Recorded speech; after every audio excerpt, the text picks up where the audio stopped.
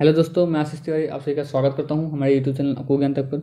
आज इस वीडियो में हम रसायन विज्ञान से पूछे जाने वाले मोस्ट इंपॉर्टेंट क्वेश्चंस को डिस्कस करने वाले हैं। जितने भी क्वेश्चंस होंगे वो एमसीक्यू क्वेश्चन होंगे।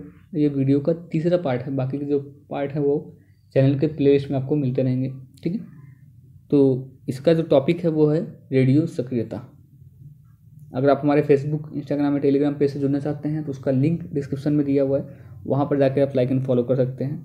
या फिर आपको कोई क्यूरी है तो ईमेल आईडी भी वहीं पे दी हुई है, आप हमें डायरेक्ट मेल कर सकते हैं। ठीक है, चलिए वीडियो शुरू करते हैं।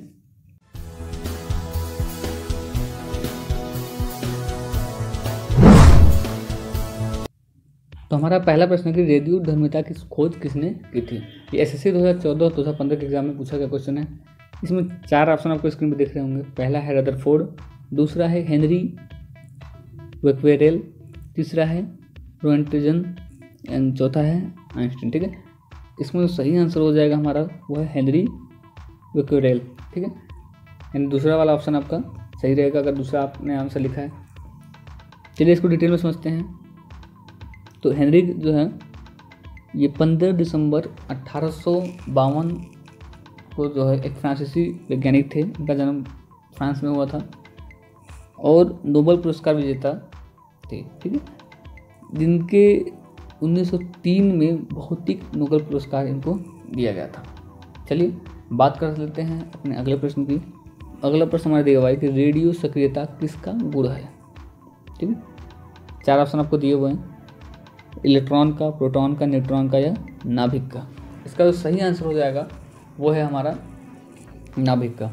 चलिए इसको डिटेल में समझते हैं। तो रेडियो सक्रियता यानी रेडियो एक्टिविटी, रेडियो धर्मिता की वह प्रक्रिया होती है जिसमें एक अस्थिर परमाणु अपने नाभिक यानी न्यूक्लियस से आयनीकारी विकिरण, आयोनाइजिंग रेडिएशन जिसे बोलते हैं, के रूप में ऊर्जा को बाहर निकालता है। ठीक, ऐसे पदार्थ जो स्वयं ही ऐसी ऊर्जा निकालते हों विकिरणशील या रेडियोधर्मी कहलाते हैं। यह विकिरण कल अल्फा, बीटा, गामा और इलेक्ट्रॉनों के रूप में होती हैं। ऐसे पदार्थ जिनकी परमाणविक नाभिक स्थिति में नहीं होती और जो निश्चित मात्रा में आवेशित कणों को छोड़ते हैं रेडियोधर्मी, रेडियो एक्टिव कहलाते हैं। ठीक है, इसलिए इसका आंसर जो है वो नाभिक है। चलिए बात कर लेते हैं अगले प्रश्न की। अगला प्रश्न हमारे यहाँ पर दिया हुआ है, रेडियो सक्रिय परिवर्तन में भाग लेता है। तो इसका आंसर हो जाएगा, पहले 4 ऑप्शन देख लेते हैं। परमाणु के संयोजित इलेक्ट्रॉन, दूसरा है परमाणु के 4 इलेक्ट्रॉन, तीसरा है परमाणु के नाभिक, चौथा है इनमें से कोई नहीं। 4 ऑप्शन आपको स्क्रीन पर दिख रहे होंगे। इनमें से जो सही आंसर है वो हो जाएगा हमारा परमाणु के नाभिक। ठीक है, तो रेडियो सक्रिय परिवर्तन में परमाणु के नाभिक भाग लेता है। चलिए बात कर लेते हैं अगले प्रश्न की।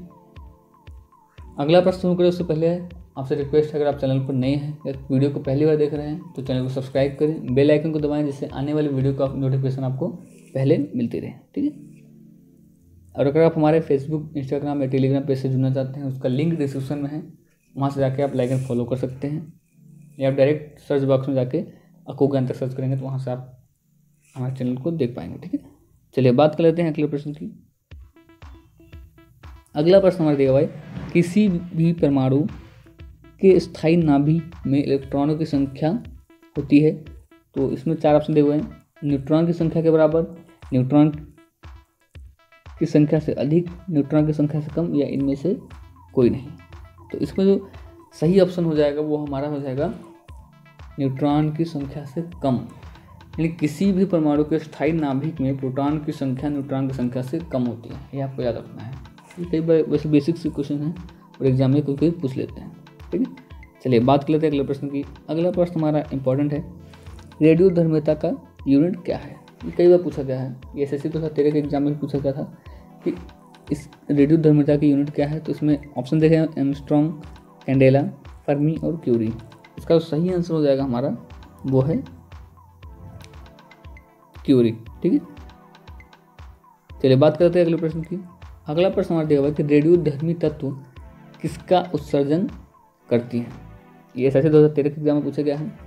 तो ऑप्शन देख सकते हैं, पराबैंगनी किरणों का, अल्फा, बीटा तथा गामा विकिरण का, या रेडियो तरंगे का या अवरक यानी इंफ्रारेड रेडिएशंस का। ठीक है, 4 ऑप्शन आपको दिए हुए हैं। तो इसका सही आंसर है वो हमारा अल्फा बीटा गामा विकिरण, यानी अल्फा बीटा गामा जो विकिरण है ये इसका सही आंसर हो जाएगा। चलिए बात करते हैं अगले प्रश्न की। अगला प्रश्न है कि अल्फा और बीटा किरणों की खोज किसने की थी। मोस्ट इंपॉर्टेंट क्वेश्चन है। ठीक है, ये क्वेश्चन आपको कई बार एग्जाम में मिल जाएगा कि अल्फा और बीटा कणों की खोज किसने की थी। ऑप्शन दिए हुए हैं डाल्टन, रोंटजन, रदरफोर्ड और विलार। तो इसमें सही आंसर है हमारा रदरफोर्ड। तो रदरफोर्ड जो है वो 30 अगस्त 1871 से 31 अक्टूबर 1937 तक उनका जीवन काल था। ये प्रसिद्ध रसायनज्ञ तथा भौतिक शास्त्री थे। इन्होंने नाभिकीय भौतिकी का जनक इनको माना जाता है और भौतिक रसायन के लगभग सभी प्रयोगों में उपयोग होने वाले अल्फा बीटा गामा कणों के बीच अंतर बताने वाले वैज्ञानिक रदरफोर्ड ही थे। ठीक है, चलिए अब बात कर लेते हैं अगले प्रश्न की। अगला प्रश्न है कि किस वैज्ञानिक ने गामा कणों की खोज की थी। ये भी इंपॉर्टेंट है।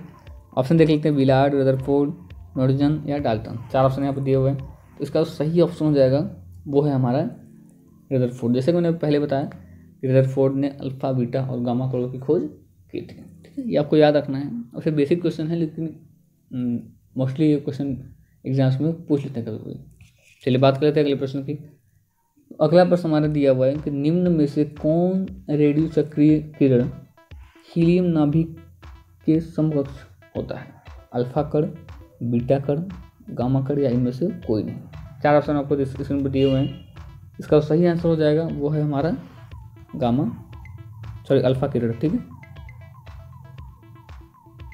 तो हमारा अगला प्रश्न है कि निम्न में से कौन सा रेडियो सक्रिय किरण हीलियम नाभिक में समकक्ष में होता है। अल्फा कण, बीटा कण, गामा किरण या इनमें से कोई नहीं। 4 ऑप्शन दिए हुए हैं। इसका सही आंसर हो जाएगा हमारा अल्फा किरण। ठीक है, तो अल्फा किरण हीलियम नाभिक के समकक्ष में होता है। अल्फा कण मुख्यतः हीलियम नाभिक में होते हैं जिसकी संरचना 2 प्रोटॉनों और 2 न्यूट्रॉनों के द्वारा होती है।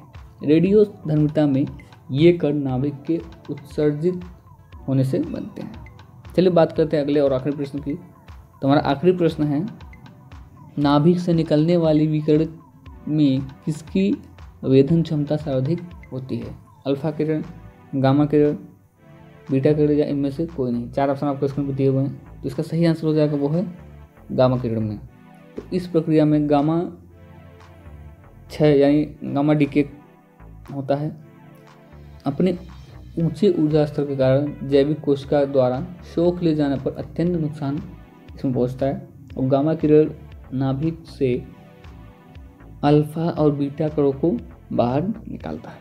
यह सबसे अधिक वेधन क्षमता वाला किरण होता है। ठीक है, तो ये आज के हमारे जो मोस्ट इंपॉर्टेंट क्वेश्चन थे हमने उसको डिस्कस किया।